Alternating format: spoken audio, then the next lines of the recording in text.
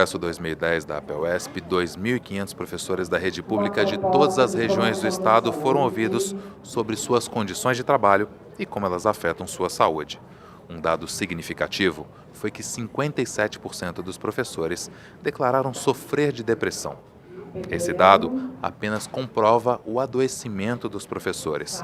Para revelar os resultados dessas pesquisas para um número abrangente de pessoas, a APUESP organizou uma conferência transmitida ao vivo pela internet.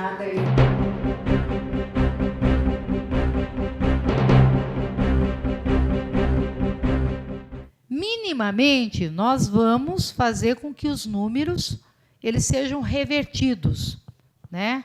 Os números, eles, na verdade, sejam pensadas políticas de atendimento ao professor que já está doente e a prevenção da doença do professor.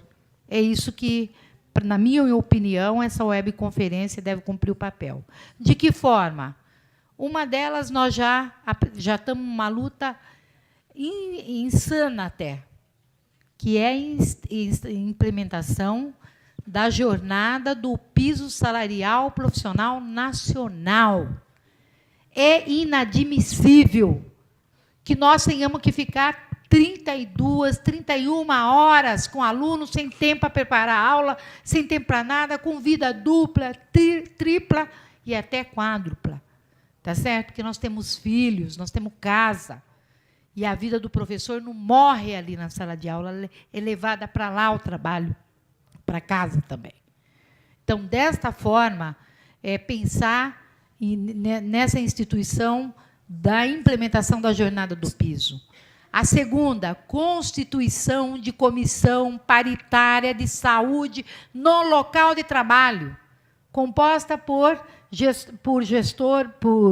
pelo, no caso, o governo, representantes do governo e trabalhadores em educação, que estuda desde as condições de trabalho do professor até mesmo os casos de adoecimento que leva, tá certo? Pode ser levado para o IANSP. Então, eu acho isso. E a mais importante de todas é como tornar protocolo essas doenças que nós contraímos por esse trabalho que é considerado penoso, segundo a Organização Internacional do Trabalho. Dessa forma, considero aberta essa webconferência.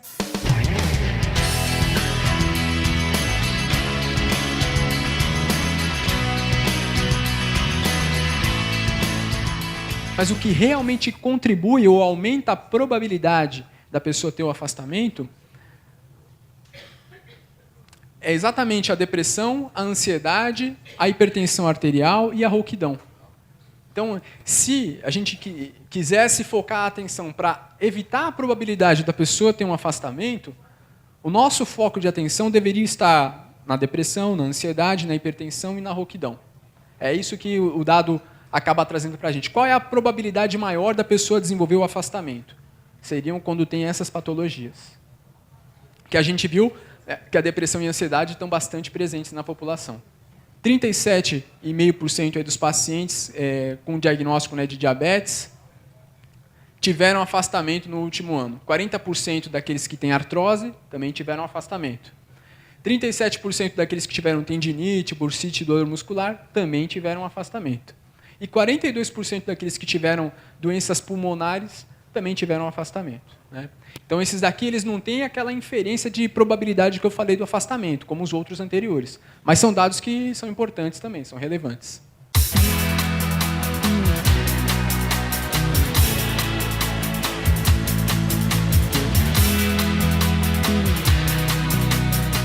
Esse, na verdade, é apenas o pontapé inicial, né? A gente fez um primeiro estudo de uma forma mais aprofundada, com essa seriedade, para a gente poder gerar a provocação. E agora os desdobramentos de novos estudos, talvez estudos que a gente chama prospectivos, né? Ou seja, diferente desse estudo que é uma foto que a gente tirou, a gente fazia um estudo que é o filminho. Então, a gente pega um grupo de professores e a gente acompanha o que acontece com eles ao longo do tempo, né? Aí é um outro tipo de estudo e que traz dados para a gente muito mais fortes, para a gente poder entender como que o professor evolui nesse processo de adoecimento, né? Então, eu acho extremamente relevante a gente considerar essa diversidade toda que o brasileiro possui.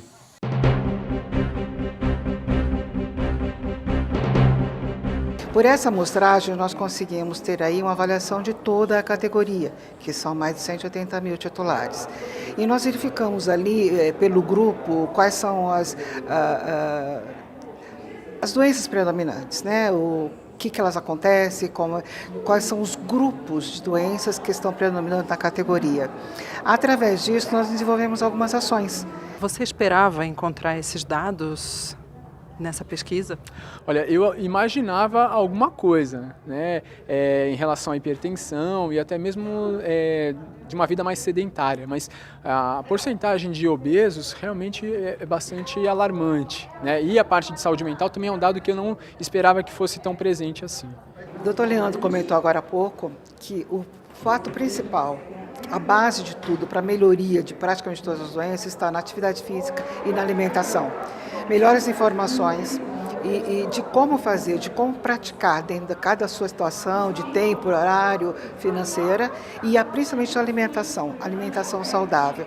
São a base de todo para a gente poder, talvez não resolver tudo, mas diminuir, combater e amenizar algumas situações. E outra, sem dúvida nenhuma, o acompanhamento médico, os exames periódicos, exames de prevenção, que são fundamentais para todos, né?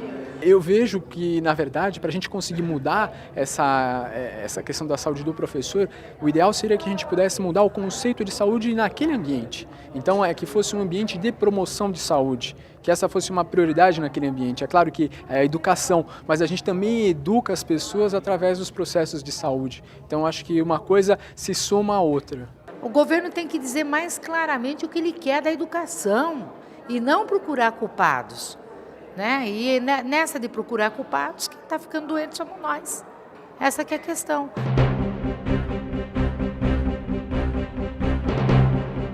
Mas nós vamos tirar, já que vai ficar uma comissão. Essa comissão, ela é uma comissão para que nós possamos publicar esses dados da pesquisa, mandar para a imprensa, mandar para esse país, mandar para todas as escolas, secretarias de educação, para que saibam, olha, esse é o quadro, né? E fazer dessa publicação grandes lançamentos no estado de São Paulo, em regionais, né?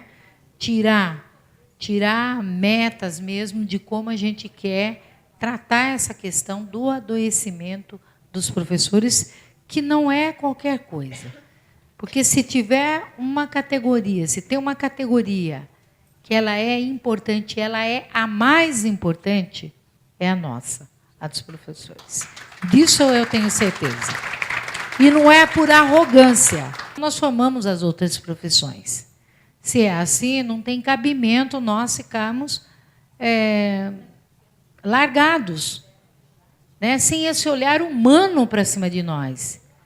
Há que ter esse processo de humanização. Nós lidamos e formamos seres humanos.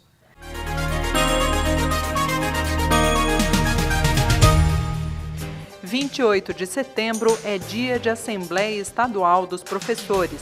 24 horas de braços cruzados na luta pela jornada do piso, contra a remoção ex officio e a redução das disciplinas no ensino médio, pela dignidade na contratação e regime de trabalho dos professores categoria O, por reajuste salarial e reposição das perdas. Assembleia Estadual dos Professores, com paralisação, 28 de setembro, 14 horas, Praça da República. A luta não para e a sua participação é fundamental.